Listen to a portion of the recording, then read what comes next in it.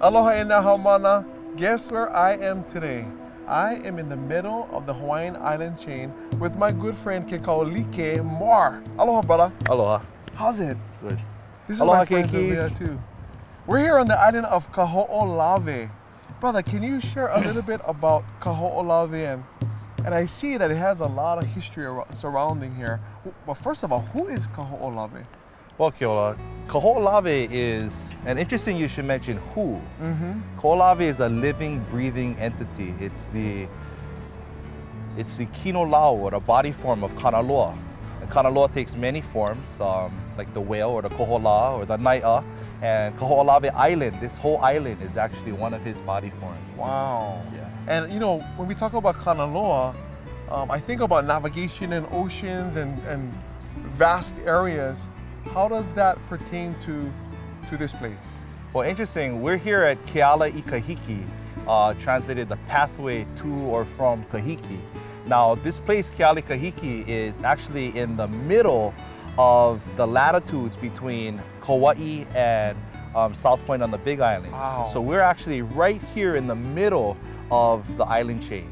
So if you think about navigation and going by stars, Yeah. the more north or the more south you go, the stars will change. So if you as a navigator learn your stars from this place, no matter where you are on the planet, as long as you're on this latitude and these stars look the same, then you can find your way home just by going straight west. Wow, so this is really like a major point in navigation, even if you're coming up, right, to the Hawaiian island chain. Right, so traditionally, the canoes would stay east of Hawaii.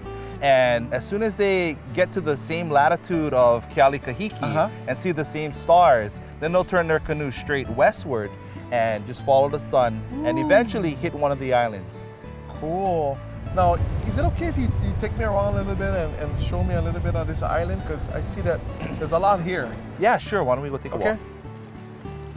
What about some of the history? I know this place has been, has a lot of history that maybe some of my friends don't quite know. Can you share some of the history and stories of this place?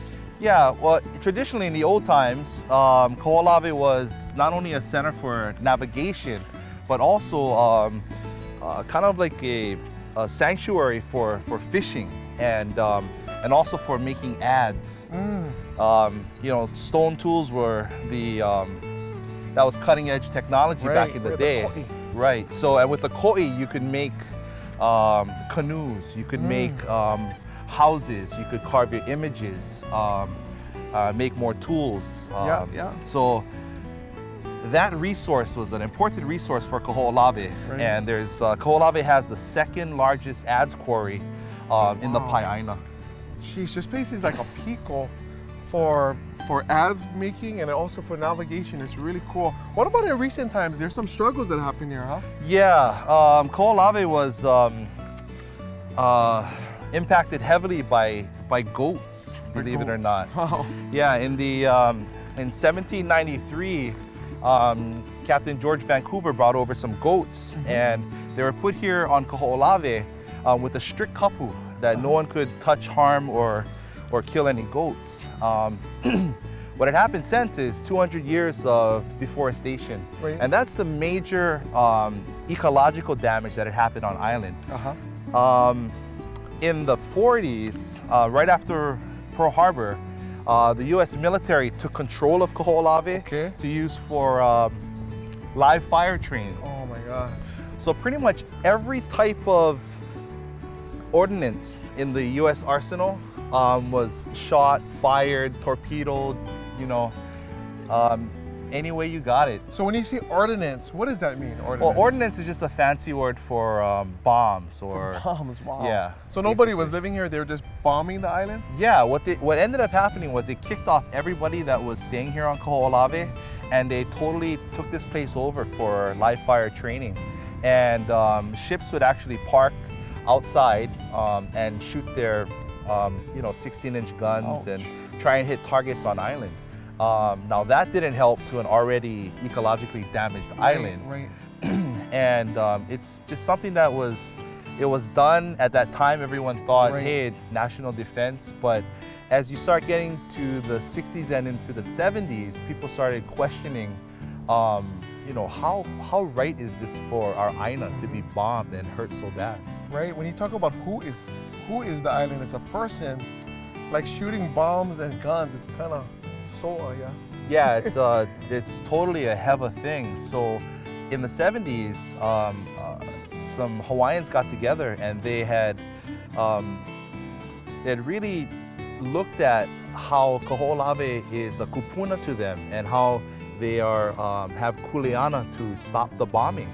So you have a small group of Hawaiians who created a big enough voice and created enough protests through illegal occupations, through legislation, and eventually they ended up suing the U.S. government, and eventually came to an agreement with the Navy to stop bombing on Kahoʻolawe. That was the Protect Kahoʻolawe Ohana, right? Yeah, those were the original members of the Protect Kahoʻolawe. So now there's the Ohana. Protect Kahoʻolawe Ohana, and there's also Kahoʻolawe Island Reserve Commission too.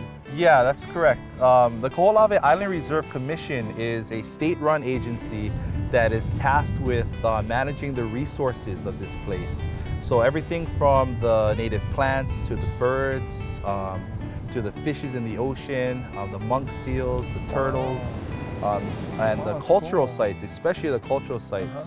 This group, the Kirk, is tasked with that. So the island looks, that was then, the bombing had stopped.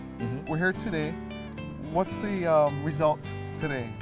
Well, after the bombing had stopped, there was several years where we did cleanup on island. So you had 300, 400 guys every day coming out here, digging out bombs and getting them off island.